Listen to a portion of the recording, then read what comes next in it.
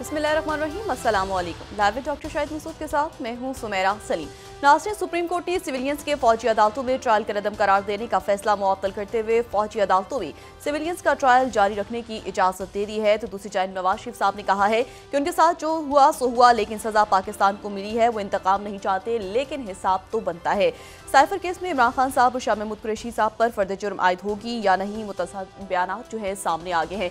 इसके अलावा भी दीगर मौज़ूआत पर आज हम गुफ्तगू करेंगे। स्टूडियो में हमारे साथ मौजूद हैं डॉक्टर शाहिद मसूद। अस्सलाम वालेकुम डॉक्टर साहब।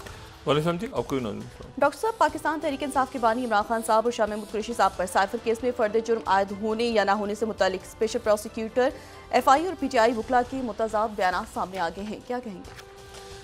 नहीं, मेरे ख्याल से हो गया है, फर्द जुर्म आयद हो गई है, और अगर नहीं होगी तो कल हो जाएगी वो। और दूसरा तोशाखाना के हवाले से भी जो है उनकी ज़मानत कबल गिरफ्तारी, वो गिरफ्तार तो हैं ऑलरेडी, वो जो है वो जेल में है। तो वो अब मुकदमात का एक सिलसिला जो है वो चल रहा है बहुत सारे, तो वो एक में ज़मानत होती है तो वो तो अंदर जेल में ही है जी। तो दूसरी जो बात है वो ये है कि फ़ौजी अदालतों के हवाले से जो आज फैसला हुआ है कि वो उसमें ट्रायल जो है वो जारी रखा जाए, और उसका जो फैसला है वो हतमी फैसला जो है वो बाद में। अब इसमें मेरा एक नुक्ता नज़र हमेशा से रहा है कि ये जो तोशाखाने वाला मामला है ना, तोशाखाना और इवन साइफर संजीदा केसेस हैं, लेकिन यह है कि सबसे ज़्यादा अगर किसी बात पे जो इनकी लीगल टीम, मेरी बात भी हुई थी इस सिलसिले में काफ़ी इनके तहरीक इंसाफ के रहनुमाओं से कि वो ये 9 मई के वाक़े को ज़रा इसको सबसे ज़्यादा इसको तरजीह दें, क्योंकि इसमें जो है वो मतलब ये फ़ौजी अदालतों के मामला जो है ना, ये फ़ौजी अदालतें और ये आगे ये संगीन मामला हैं। तोशाखाना में तो बहुत से क्या हुआ, कौन से तहाइफ आए और कौन से गए और क्या, वो अपनी जगह एक बात है, लेकिन जो 9 मई है और ये फ़ौजी अदालतों का मामला, इसको ज़रा संजीदगी से लिया जाए। तो शुरू में तो मेरा ख्याल है कि बहुत ज़्यादा शायद लोगों ने इसको संजीदगी से नहीं लिया, अब लेकिन ले रहे हैं और लेना चाहिए।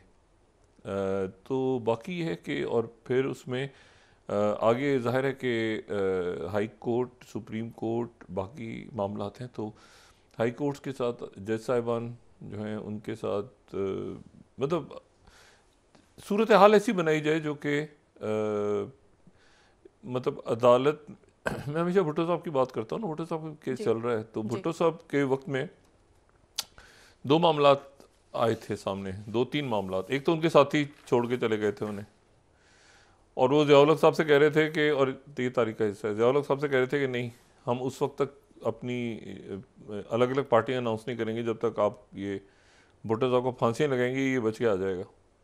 तो वो बहरहाल आसपास के लोगों ने उसमें ज़्यादा काम ख़राब किया उस केस का। और फिर एक बात ये भी चली कि क्या ये मुकदमा जो है ये, जिस पे याह्या बख्तियार साहब ने उसमें बाद में बहुत क्लैरिफाई भी किया कि नहीं, क्योंकि वो ये हुआ कि ये सियासी बुनियादों पे ज़्यादा चला गया, लीगल ग्राउंड्स पे कम किया।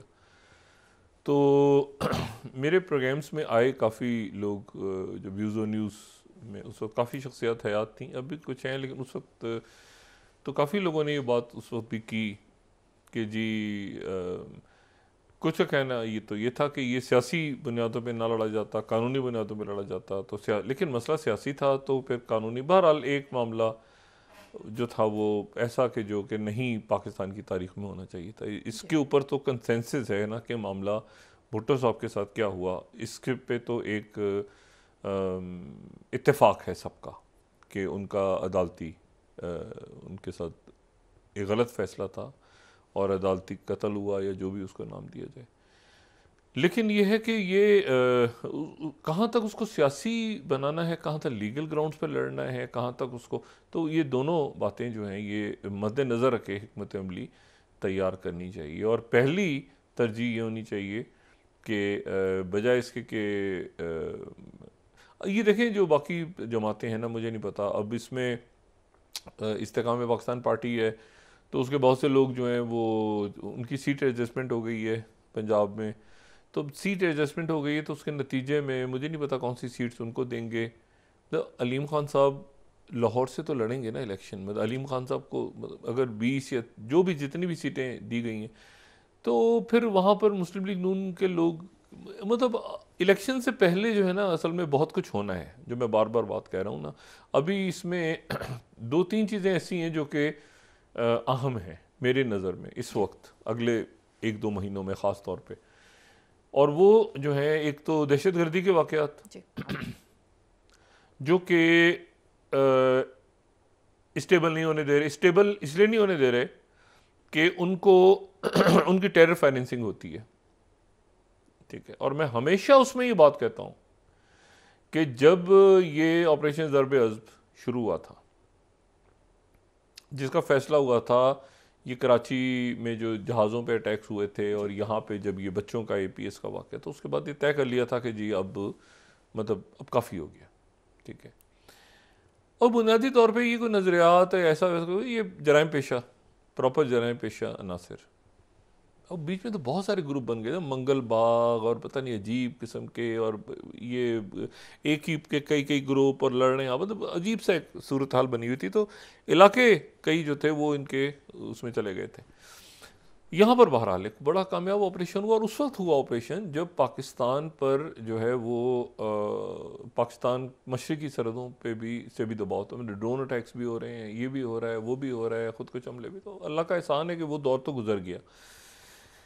अब इसमें जो है ना, और मुझे जुमले याद हैं, वो जुमले जो कहे जाते थे उस वक्त कि पाकिस्तान जो है ये जब यहाँ से ये बड़ी कुव्वतें जाएंगी तो पाकिस्तान को कम्बोडिया बना के जाएगी। ये मैंने खुद ये जुमले सुने हैं, कम्बोडिया यानी यहाँ पे खाना जंगी होगी और पता नहीं क्या होगा। तो वो दौर तो पाकिस्तान ने गुजार लिया, लेकिन उससे पाकिस्तान ने बतौर रियासत बहुत कुछ सीखा और सीखा ये है कि मतलब अच्छा, पाकिस्तान भी सीखा क्या, सकिन हो गया ना। आपके पड़ोस में वाक़यात हो रहे हैं तो मतलब क्या, अब आप सोवियत यूनियन बैठा है वहाँ पर पहले, तो फिर उसके बाद अमेरिकन आ गए, फिर उसके बाद एक अजीब मामला रौला रप्पा, कुछ हमारे अंदर एक ख़ास सोच डिवेलप हुई थी लोगों में। तो वो जो है वो अब एक ज़ाहिर है कि चीज़ें सेटल होते होते कुछ टाइम लेंगी। कम से कम ये तो तय हो गया पाकिस्तान में, ये तो बिल्कुल एक तय हो गई चीज़ कि ये दहशतगर्दी, इंतहा पसंदी को कोई भी नहीं पसंद कर रहा, नंबर 1। नंबर 2 जो एक बहुत, और मेरी दुआ है अल्लाह से कि ये बात आगे चले, और वो ये है कि शिया सुन्नी और ये मसालिक का मामला ख़त्म हुआ पाकिस्तान में, ठीक है। कोशिश बहुत हुई, लेकिन वो सब एक हारमनी के साथ, वो अब यानी रियासत ने इसको फतवा दे, कोई ये करे वो करे, वो इख्तियार छीन लिया, बिल्कुल ख़त्म। कोई करे तो उसको आप जो, इसी तरह से ये जो वाक़यात हैं, जो मैं हमेशा कहता हूँ कि मुसलमान आपस में फिर भी कर लेते हैं, लेकिन जो माइनॉरिटीज़ के साथ हमारे यहाँ ज़्यादतियाँ हुई हैं, हिंदू बरदरी के साथ उनके कन्वर्जेंस हो रही है, और लेकिन कोई वाक़या अगर ऐसा होता है कि किसी चर्च के साथ ईमानदार, अब देखें कैसा रिस्पॉन्स आता है। सारे जो हैं वो सियासी जमातें, मजहबी जमातें सबसे आगे। आपको पता है जमात इस्लामी के अंदर अक़लियती विंग है, माइनॉरिटी विंग है। जमात इस्लामी के अंदर माइनॉरिटी तो नहीं कहना चाहिए हम हमारी तरह के, लेकिन मैं आबादी के तनासुब के हिसाब से कह रहा हूँ कि उनके उन सियासी जो मजहबी जमातें हैं उनके अंदर भी जो इस्लामी जमातें हैं उनका भी अक़लियती विंग है, उनके अक़लियती विंग भी मौजूद हैं। तो ये जो है ये एक बड़ी बात है, और मेरा ख्याल से कि इसमें एक सोच भी लोगों की अब पाकिस्तान में कि भाई इसको इंतहा पसंदी की तरफ गए, इंतहा पसंदी की तरफ चले गए, जो भी था, लेकिन अब एक नॉर्मल रियासत की तरफ पाकिस्तान जा रहा है। और उसमें देखिए ना, मईशत, ये तो वाक़यात हो रहे हैं, अल्लाह ताला खैर करे। दहशतगर्दी का वाक़या इससे ज़्यादा 250-250, 300-300 लाशें जो हैं, और दहशतगर्दी को तो छोड़ दें, सियासी जमातों, कराची अगर याद हो किसी को, आज से 10 साल पहले का 200-200, 150-150 लोग मर रहे हैं, एक एक दिन लाशें, फायरिंगें हो रही हैं, गोलियां चल रही हैं। तो शहर खुला है कराची, और सारा मुल्क भी खुला है। अब बाकी है मामलात के मईशत जो है वो उसको ठीक करना है, वो इंशाल्लाह बेहतर होगी। और ये दहशतगर्दी के वाक़यात, ये रेमिनेंट्स हैं, बचे कुछ अनासर। अब देखें ना कि कल जो वाक़या हुआ है परसों, तो ये बचे कुछ अनासर ये भी ख़त्म हो जाएंगे। और उसके साथ फिर सियासी इस्तेकाम आना ज़रूरी है ताकि लोगों को लॉन्ग टर्म पता चले ना। अभी तो ये पता ही नहीं चल रहा। अभी तो ये कि नवाज शरीफ, मेरी बात हुई आज मुस्लिम लीग नून के की शख्सियात से, कुछ रहनुमाओं से बात हुई, तो मियाँ साहब वज़ीर आज़म तो आ रहे हैं, ठीक है, उन्होंने कहा कि वज़ीर आज़म तो आ रहे हैं। तो मैंने उनसे पूछा कि इलेक्शन, उन्होंने कहा इलेक्शन, अच्छा ये बड़े मज़े की बात है, इलेक्शन होता रहेगा बात लेकिन छोटे मोटी फॉर्मेलिटीज़ पूरी होती रहेंगी। अभी तो मियाँ साहब वज़ीर आज़म हैं, ये बाकी छोटे मोटे इश्यूज, इलेक्शन होंगे नहीं होंगे, होंगे, मतलब देखिए ना, मियाँ साहब वज़ीर आज़म है, बस बस ख़त्म, दैट्स इट, ठीक है ना। और बाकी वो फॉर्मेलिटीज़ वगैरह इलेक्शन कमीशन करे, कोई करे, आगे वोट वोट। तो हम तो मियाँ साहब को बकौल बकौल मुस्लिम नून के मियाँ साहब वज़ीर आज़म है। अब आगे जो है वो किस तरह है, क्या है, वो छोटी मोटी चीज़ें बाद में देख ली जाएंगी। ये एक अजीब सा सिलसिला है। तो मियाँ साहब वज़ीर आज़म है, ख़त्म। अच्छा, ये मुस्लिम लीग नून की ज़रा का कहना, ख्याल रखें, ये मैं उनको कोट करके कह रहा हूँ, ये मेरा इस पर तज्जिया जब होगा तो वो उस वक्त होगा जब ये कोई खदो खाल वाजे होंगे। अभी तो मैं उनकी बात कर रहा हूँ, वही कह रहे हैं कि मियाँ साहब वज़ीर आज़म, मुझे इलेक्शन कैसे सीटें, वो कहते हैं वो हो जाएगा, वो छोटी मोटी फॉर्मेलिटीज़ हैं। अच्छा, तो अब इसमें जो इशू है वो ये है कि जो मैं हमेशा बात कह रहा हूँ ना कि ये स्टेबिलिटी, ये आसपास के वाक़यात, मुझे नहीं पता कि आर्मी चीफ़ की अभी वहाँ से मुलाकातें जो हो रही हैं, तो अमेरिका के दौरे में उनके वहाँ से क्या किस तरह से उस दौरे के जो बातचीत पाकिस्तान कर रहा है, और पाकिस्तान बड़ा इस वक्त right side of the history खड़ा है, जो मैं लफ्ज़ इस्तेमाल कर रहा हूँ ना, कि तारीख जब लिखी जा रही है तो पाकिस्तान एक सही रुख पे खड़ा है। मतलब सही रुख से मुराद ये है कि आपकी दहशत गर्दी हुई है मुल्क के अंदर, फ़िरका वराना फसादात, आपके मुल्क में कौन से मामलात ऐसे हैं जो नहीं हुए, ठीक है। हमारी भी उसमें गलती है नहीं कि हम उसमें हमने कोई गलती नहीं की, हमने बहुत गलतियाँ की हुई हैं, लेकिन उससे निकले हैं ना जैसे तैसे करके, तो निकल के आगे जाना है और सीखा भी है, ठीक है। तो अब यह है कि इसमें राइट साइड ऑफ हिस्ट्री में क्यों कह रहा हूँ, इसलिए कि कल अक़वाम मुत्तहिदा में की जनरल असम्बली का इजलास हुआ, ठीक है, और जनरल असम्बली के इजलास में 153 जो कंट्रीज़ हैं उन्होंने, यानी 193 में से 153, ठीक है, 193 में से 153 ने फौरी जंगबंदी की बात की। और उसमें जो फौरी जंगबंदी की बात की, और उसमें जो है वो सबसे जो एक अजीबो गरीब सी बात है वो ये है कि जिन मुल्कों ने उसकी मुखालफत की, उन मुल्कों की जो तादाद है वो कम होके जो है वो 10 हो गई। पहले जो ये तादाद थी ये थी 45, ठीक है, 45 वो थे जो गैर हाजिर रहे थे, ठीक है, और ये जो हैं ये 14 खिलाफ थे, 45 गैर हाजिर थे। अब जो हैं वो 14 के बजाय 10 जो हैं वो खिलाफ गए हैं।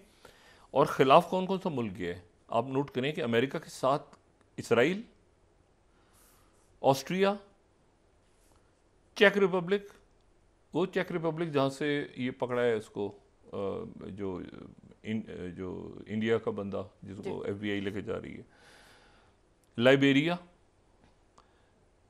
ठीक है, और लाइबेरिया। अब ये जो मुल्क हैं, ये मुल्क जो हैं अगर इसमें ये देखा जाए तो इसमें यानी एक तो हो गया ना पैराग्वे, लाइबेरिया, और ये जो पैसिफिक आइलैंड है, ये पैसिफिक ओशन है, पैसिफिक ओशन में बहरुल काहिल मुल्क ढूंढने के लिए भी जो है ना ज़रा देखना पड़ेगा कि अमेरिका के इत्तेहादी कौन कौन है। नारो, ये नारो एक जजीरा है, NAURU, पैसिफिक आइलैंड में इसने अमेरिका के साथ वोट डाला है। उसके बाद मैक्रोनेशिया, इन्होंने वोट डाला है। सही। और उसके बाद पापुआ न्यू गिनी, ये भी जज़ायर हैं, ये बहरुल काहिल के ये अमेरिका के इत्तेहादी हैं। पैराग्वे वहाँ पे, लाइबेरिया, ये अफ्रीका का जो कोस्ट है मगरबी। तो बात ये सारी कि ये मुल्क जो हैं ये रह गए दुनिया में जो अमेरिका के साथ खड़े हुए हैं जाके। और बहुत सारे मुल्क जो हैं उन्होंने अपनी पोजीशन चेंज की है। 3 मुल्क ख़ास तौर पे ऐसे हैं जिनकी बहुत बड़ी बात है कि उन्होंने अपनी पोजीशन को मुकम्मल तौर पे चेंज किया है। और वो जो हैं वो मुल्क यानी उन्होंने इसकी हमायत की है कि जंग बंदी फौरी तौर पे होनी चाहिए। 3 मुल्कों ने तो अलग से एलामिया जारी की है। और ये जो 3 मुल्क हैं ये अमेरिका के आम तरीन इत्तेहादी हैं। मैं फर्स्ट जो स्लाइड है राइटर्स की, इसको मैं कोट कर रहा हूँ। ऑस्ट्रेलिया, कनाडा, न्यूजीलैंड, इन्होंने तो अलग से एलामिया जारी की है। Guardian, second slide, Australia calls for cease fire. अच्छा, और तो ये सबसे इंपॉर्टेंट बात है। साउथ चाइना मॉर्निंग पोस्ट कह रहा है कि Australia, New Zealand, Canada break with US to call for ceasefire. और इसमें जो है वो जो मुल्क दूसरा है जिसने, अच्छा जापान ने भी इसको सपोर्ट किया है, ठीक है, फिलिपीन ने भी सपोर्ट किया है। ये सारे वो मुल्क हैं जो पहले या तो गैर हाजिर रहे थे या थे नहीं थे, दरमियान में थे, तो इन्होंने एक वाज़ेह पोजीशन ली है। और 21 मुल्क ऐसे हैं जिन्होंने अपनी पोजीशन चेंज की है। अच्छा, इसकी ये बाइंडिंग नहीं है, ये बाइंडिंग नहीं है कि ज़रूर इसके नतीजे में यानी जो सिक्योरिटी काउंसिल है उसका फैसला हो जाए तो फिर तो एक्शन लेना पड़ता है ना, कि अगर हमला करो तो हमला करो, ये करो तो, लेकिन वो तो वीटो होता है। इसीलिए वहाँ, यहाँ वीटो चूंकि नहीं होता, लेकिन यहाँ को पता चलता है कि दुनिया कहाँ खड़ी है। तो दुनिया सारी की सारी, कोई 80-85% दुनिया जो है वो एक तरफ खड़ी हो गई जाके, और वो खड़ी हो गई है फ़लस्तीनियों के साथ, ठीक है। और इसमें जो है वो इंडिया ने भी अपनी पोजीशन चेंज की है। इससे पहले इंडिया एब्सटेन कर गया था, इंडिया ने सीज फायर की हमायत की है। सही। इंडिया ने बहुत अच्छा स्टांस लिया है कि उन्होंने, लेकिन अक्टूबर से लेके अब तक बहुत कुछ हो चुका। 26 अक्टूबर को इससे पहले हुआ था, और अभी 12 दिसंबर को, तो इस दौरान बहुत कुछ हुआ। तमाम नवंबर तो बहुत शहादतें हुई, बहुत कुछ हुआ। उसमें गालिबन चूँकि अमेरिका की तरफ से ये प्रेशर आ रहा है, तो एक मैसेज कन्वे हुआ है कि जी हम अपनी पोजीशन चेंज की है हमने। तो वो जो प्रेशर, वो जो इंक्वायरी चल रही है और मुख्तलिफ मामला चल रहे हैं। न्यूयॉर्क टाइम्स ने एक नई रिपोर्ट पूरी लिखी हुई है कि ये जो है वो मैं वो उस रिपोर्ट की डिटेल में नहीं जाऊंगा, लेकिन मैं सिर्फ आपको ये बता रहा हूँ कि ये 37 पूरी रिपोर्ट है 37 न्यूयॉर्क टाइम्स की, ये कल शाम को आई है। Biden new friendship with Moody is already under threat, ठीक है। वो ये कल हम नहीं कोट कर सके, ये शाम को एक रिपोर्ट इनकी अपलोड इन्होंने की है, और बड़ी लंबी रिपोर्ट है इसमें कि ये एक्सट्रीमिज़म आगे पीछे दाएं बाएं ये वो सारा। और प्रेसिडेंट बाइडेन ने जो ना जाने का फ़ैसला किया है रिपब्लिकन डे पे, तो उसकी वजूहात इसमें बयान हुई हैं कि वो अपने आप को नहीं चाहते कि इस तरह दिखाएं, और ये वो सारा। तो खैर इंडिया ने इसमें ये वोट, और मेरे ख्याल से ये फ़ैसला, जो मेरा अपना ख्याल है, ये फ़ैसला बहुत पहले करना चाहिए था। देखिए, भारत ख़ुद जो है वो ये एक ज़माने में इंडिया का ये स्टांस रहा है कि इंडिया को OIC का रुकन बनना चाहिए। और उसकी रीज़निंग ये, अगर मैं टाइम्स ऑफ इंडिया दिखाऊं 25 साल, मैं अभी आता हूँ वज़ा पे, लेकिन ये इसमें चूँकि इंडिया का स्टांस चेंज हुआ है ना, ये 25वीं स्लाइड अगर इंडिया को देखें तो मुस्लिम पॉपुलेशन इन 2023 ये लोकसभा के अंदर बताया गया था 20 करोड़ है, 20 करोड़ मुसलमान हैं इंडिया में, ठीक है। और 20 करोड़ मुसलमान जो हैं ये किसी मुल्क में होना बहुत बड़ी बात है। यानी 20 करोड़ जो है कई मुसलमान मुल्कों की आबादी से ज़्यादा है ये सारा इंडिया में जो मुसलमान हैं। तो ये जो है ये इंडिया को ये फैसला पहले करना चाहिए था। लेकिन इसके साथ ही एक और वाक़या हो गया। और ये जो है ना, वो कहते हैं ना, वो आगे कुआं पीछे खाई वाला मसला, कि इधर से इधर, इधर से रोज को ना इन्होंने वहाँ पे ये कहा कि जी अमेरिका का, चूंकि वो FBI के डायरेक्टर और वो सारा अब आ रहा है आने वाले दिनों में, इन्होंने कहा कि प्रेशर आ रहा है तो एक ज़रा बताते हैं, लेकिन वो देर हो चुकी थी, उसमें ताख़ीर हो चुकी थी।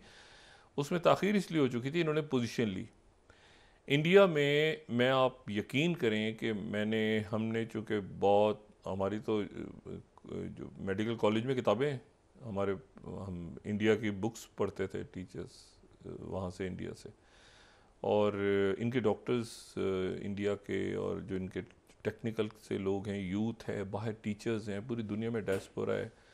सबसे पहले यहाँ बैठे ना आप एमिरेट्स या इत्तेहाद के जहाज़ में, तो 1 मिनट में आपको वो आके आपको ये आइडिया हो जाता है कि जनाब ये वो बस जो यानी पीपल टू पीपल कांटेक्ट है। तो अब बात ये सारी कि अब उसमें हुआ क्या है, देखें ना, ये और ये मैं जब कहता हूँ तो फॉरेन पॉलिसी को और मैं जो अवाम है उनको अलग रखता हूँ। पाकिस्तान की फॉरेन पॉलिसी किसी वक्त कुछ होती है, लेकिन वो अवाम का मसला तो कुछ और है ना। वो पाकिस्तान अवाम का मसला है रोटी, महंगाई, मुसीबत, यहाँ पे दहशत गर्दी, हिजान, पॉलिटिकल इंस्टेबिलिटी।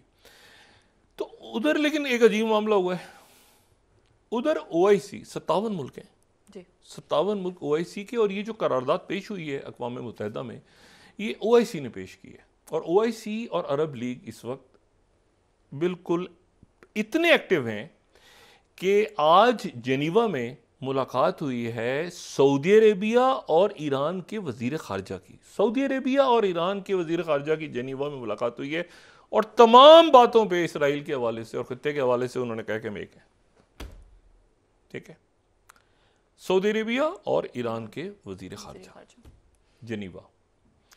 और ये आप देखें कि इन्होंने ये सऊदी अरेबिया कैसे निकला है वहाँ से। सऊदी अरेबिया जाता गया है, ये सऊदी अरेबिया, इंडोनेशिया, तुर्की, ये सारे मुल्क जो हैं इन्होंने स्टार्ट किया, चाइना से रशिया से यूके से फ्रांस, फिर उसके कनाडा, फिर पूरी जो सफारती करते करते करते करते वो 85% दुनिया को फ़लस्तीन के माहित में ले आए, यहाँ तक लेकर आ गए हैं कि वो अब आप देखें कि इसमें मैं क्या बात कहने लगा हूँ। OIC ने, अच्छा मुत्तहिदा अरब अमारात भी OIC का हिस्सा, सऊदी अरब, ईरान, सब एक इस पे, और इन्होंने बाकी दुनिया को भी साथ कर लिया अपने। इंडिया में यकीनन इस बात का एहसास हुआ होगा कि ये क्या है, मुसीबत पड़ी हुई है। ठीक है, मैं इंडियन के ब्लॉक की बात कर रहा हूँ, मैं बात अवाम पब्लिक की नहीं कर रहा। अच्छा, इस जियो स्ट्रेटेजिक बात है ना, तो उन्होंने कहा कि ये अच्छा हमें आंखें दिखा रहा है अमेरिका, हर दूसरे दिन कभी न्यूयॉर्क टाइम को, वाशिंगटन पोस्ट को, बंदों के नाम इधर उधर, तो एक ज़रा अमेरिका को आंख दिखाते हैं और जाते हैं इधर वापस फ़लस्तीनियों के साथ OIC इधर उधर सारे हमने दुश्मन बना लिया, वो सब हमारे ख़िलाफ़ हैं, और दूसरी बड़ी आबादी है तो हम जाते हैं उधर। इन्होंने डाल दिया वोट। जैसे ही इन्होंने मुसलमानों के फेवर में, फ़लस्तीनियों के फेवर में वोट डाला, उसके बाद तो ये कहा कि अच्छा अमेरिका को मैसेज गया कि देखें इंडिया के ख़िलाफ़ हो गया है, इंडिया इसराइल के ख़िलाफ़ हो गया है, मुसलमानों के साथ चला गया है, यानी फ़लस्तीनियों के साथ चला गया है। अच्छा ही तो यार बड़ा कमाल हो गया है। लेकिन साथ ही थोड़ी देर के बाद कहते हैं ना, जबरदस्त हो जाना पूरा प्लान।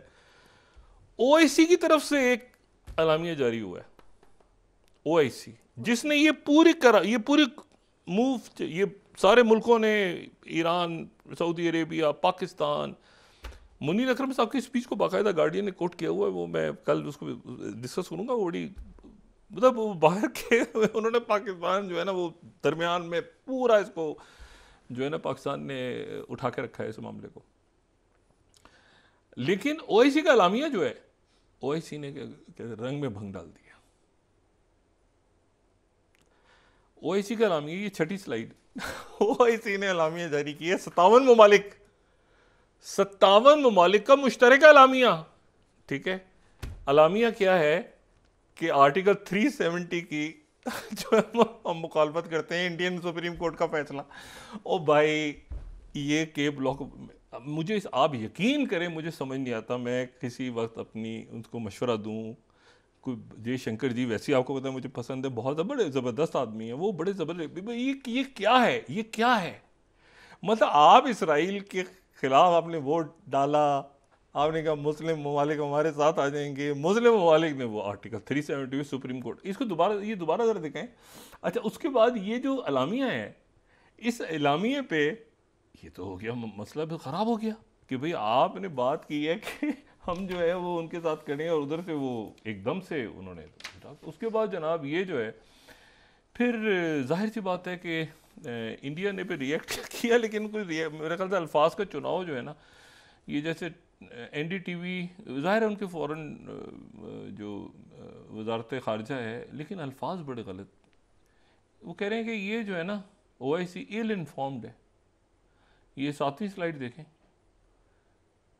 इनको पता नहीं है, ये मतलब ये 57 मुल्क पागल हैं सारे, हाँ, दिमाग खराब है सबका, इनको नहीं पता कश्मीर में क्या हो रहा है। ये इल इन्फॉर्म्ड है आर्टिकल 370। ये अजीब व गरीब किस्म की, ये मुझे उधर से भी कभी इसराइल के साथ, कभी उधर, फिर उधर, फिर उसमें बटा है। अच्छा, मैंने कहा ये कैसे, ये तो बात हो नहीं सकती, ये जुमला शायद एक मीडिया ग्रुप ने इसको गलत, फिर टाइम्स ऑफ इंडिया देखा मैंने, ill informed, ill intended, India reject statement by OIC on supreme court verdict on article 370। यानी ये जो मुल्क हैं जिनके रुकन बनने की बात कर रहा है इंडिया, करता रहा है, उन्होंने रिजेक्ट कर। एक अगर आप आबादी वाइज देखें तो इंडिया में भी एक कई मुसलमान मुल्कों से ज़्यादा मुसलमान हैं वहाँ, तो वो जो है वो कह रहे हैं कि इल इन्फॉर्म्ड। अच्छा, उसके बाद ANI ने फिर कहा rubbish is OIC statement on SC verdict. ये बड़ा अनयूजुअल है कि OIC बयान जारी कर रहा है सुप्रीम कोर्ट, भारतीय सुप्रीम कोर्ट के फैसले का, और ये मुश्तरका, ये ख्याल रखें, इस पे किसी मुल्क ने इतराज़ नहीं किया। इस पे सऊदी अरेबिया, UAE, ईरान, मिस्र, सारे मुल्क 57, वो मुल्क जो पूरी दुनिया में जिन्होंने ये आवाज़ उठा के लॉबिंग की है।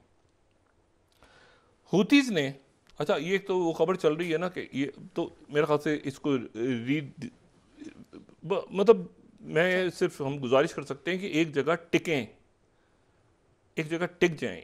अमेरिका साथ है, चीन साथ है, आप इसराइल के साथ हैं, फ़लस्तीनियों के साथ हैं, कश्मीरियों के ख़िलाफ़ हैं, साथ हैं, OIC में हैं नहीं है, क्या है, मतलब OIC इल इन्फॉर्म्ड, क्या अल्फाज का चुनाव देखें।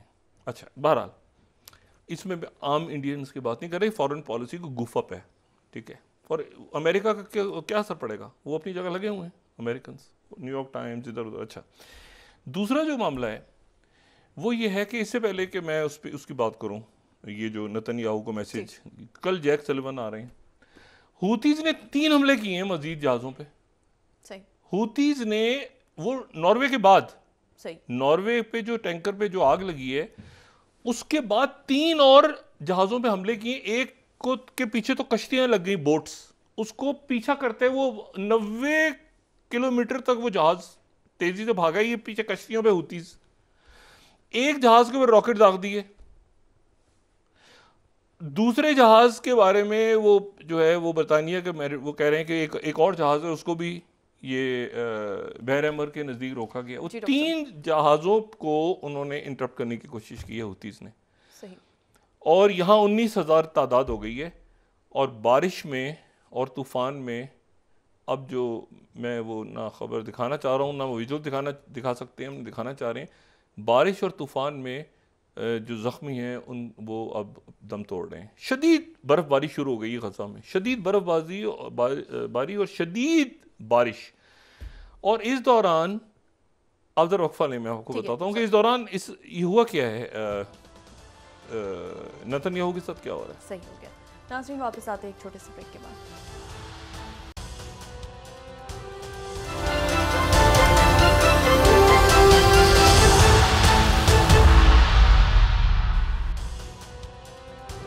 वेलकम बैक नाज़रीन। डॉक्टर साहब, नवाज शरीफ साहब ने कहा है कि उनके साथ जो हुआ सो हुआ, वो इंतकाम नहीं लेना चाहते लेकिन हिसाब लेना चाहते हैं। इंतकाम नहीं लेना चाहते लेकिन हिसाब लेना चाहते हैं। हमारे वज़ीर आज़म है वो तमिल, वो ज़ाहिर है कि वो एक जो भी कुछ हुआ 2018 में या उससे पहले हुआ, उसके हवाले से हमने बात की है। और मैंने आपसे कहा ना कि अब से लेके इलेक्शंस तक ये सूरत हाल बड़ी बहुत सारी इसमें इफ्स एंड बट्स हैं, तो वो वाज़ेह होंगे। ठीक है, असल बात यह है कि अदालतों के फैसले और बाकी सारे, तो जरा कोई शक्ल बने इसकी इलेक्शंस की तो फिर हम देखते हैं।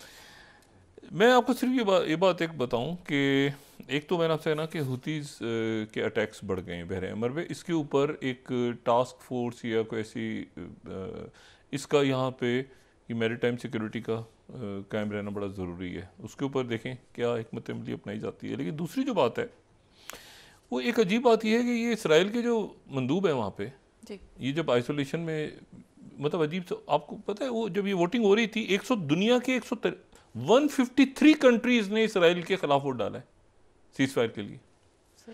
और मैं जहाँ इंडिया की मैंने बात की ना, बाकी मुल्कों ने भी, आप यकीन करें कि ये इजाज़त दें ना, मुसलमान, हिंदू, क्रिश्चियंस, ये जो हैं ये मदर तेरेसा और ये सारे इंडिया में, ये इतनी वहाँ पर चैरिटी का काम करने वाले लोग हैं इंडिया में, मैं ज़ाती तौर पे जानता हूँ उनको। वो शौकत खानम के लिए इंडिया से चंदा, तो वो ये इंसानी मसला था। इस इंसानी मसले को ये अलाउ करते, आप देखते कितने डॉक्टर, हिंदू, क्रिश्चियंस, मुसलमान भी, वो सारे जाते हैं जाके मदद करते हैं, वो बड़े देने वाले लोग हैं। लेकिन मुसीबत ये कि वो अब क्या किया जाए। अच्छा, पहले वो इसराइल ऐसी वो बुला के गालियाँ फलस्तीनी ऐसे ख़त्म कर दो, मार दो, आखिर उनको वो डाला तो साथी ओआईसी ने कंडेम कर दिया। आर्टिकल 370 को, ये आर्टिकल 370 में सुप्रीम कोर्ट के फैसले को 57 मुल्कों ने रगेत कर रख दिया एक स्टेटमेंट देके। बहुत रेयर हुआ ये वाकया। इस वाकये को मामूली ना समझें कि ओआईसी ने कश्मीर पे 370 आर्टिकल के खिलाफ एक एलामिया जारी किया और उसमें वो कह रहे हैं कि उनको इल इन्फॉर्म्ड है। मुझे नहीं। अच्छा, उसके बाद वो जो इसराइल का मंदूब है, वो जो अक़वाम मुत्तहिदा में, वोटिंग के दौरान उसने एक हाथ में ऐसे करके एक प्ले कार्ड उठा लिया। जब दिमाग ख़राब होते हैं ना तो इस तरह होते हैं। फिर उसके ऊपर वो प्ले कार्ड उठा के कह रहा है कि अगर सीज फायर चाहिए तो इस नंबर पे कॉल करो और पहले जो है वो इसको याहिया सिनवर को उससे कहो कि वो सीज फायर करे। ओ भाई, ये नहीं, वो ये मुझे बिल्कुल इसका तस्वीर दिखाएं जरा। For a cease fire dial 970, ये पता नहीं किसका नंबर है, एंड आस्क फॉर याहिया सिनवर। मतलब क्या है भाई, इसका क्या मैसेज क्या है इसको मुझे बिल्कुल नहीं समझ आया कि उससे कहो कि वो सीज फायर करे। दूसरा ये हुआ है कि मैंने पहले भी बात की थी, मैं दोबारा कह रहा हूँ कि जो छापा मार जंग है ना, जो ये गुरिल्ला वॉरफेयर, छापा मार नहीं गुरिल्ला वॉरफेयर, इसमें ये एक ट्रैप में चले गए। ठीक है, 10 फौजी जिसमें 2 सीनियर ऑफिसर्स थे, 12वीं slide, 10 soldiers including 2 senior officers killed in Gaza fighting and deadly ambush करके वो अंदर ले आए, खाली करके उन्होंने घेरा चारों तरफ से। अच्छा, ये तादाद ज़्यादा है। जो हमास के लोग हैं वो कह रहे हैं कि ये 10 नहीं है, ये 25 के करीब लोग इनके हमने मार दिए हैं, और इसमें इनके वो जो हैं वो सीनियर्स भी हैं, मतलब सीनियर लेवल के लोग हैं। राइटर्स उस पर कह रहा है 11वीं slide, Israel suffers worst combat losses since अक्टूबर, जो 7 अक्टूबर के बाद सबसे बड़ा नुकसान अब हुआ है। यानी हमास पे बमबारी करके लोगों को 18-19 हज़ार लोग मार के आखिर में हमास इतनी कमज़ोर हुई है कि इस अक्टूबर के बाद सबसे बड़ा जो लॉस है वो अब हुआ है, कम्बैट लॉस ज़मीनी लड़ाई में। ठीक है, अच्छा, अब ये देखें कि पॉलिसीज़ कहाँ लेके जाती हैं। वॉशिंगटन पोस्ट क्या लिख रहा है आज?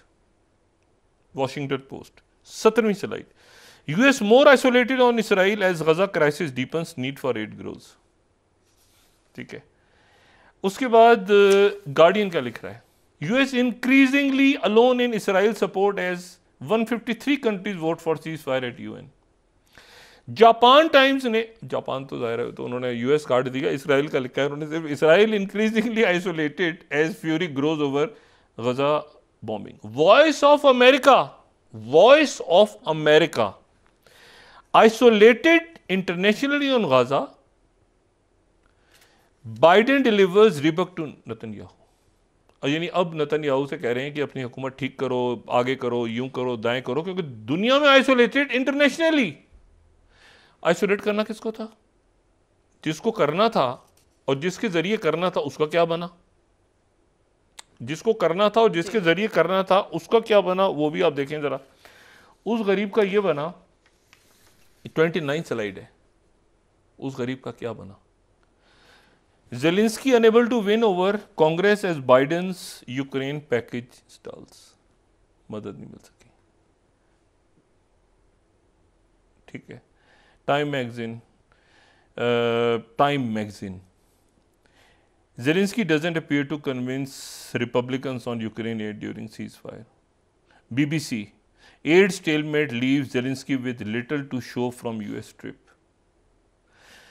अब बात यह है कि, और इसमें EU की जो सरबराह हैं उन्होंने तो बड़ा कमाल की बात की है आज।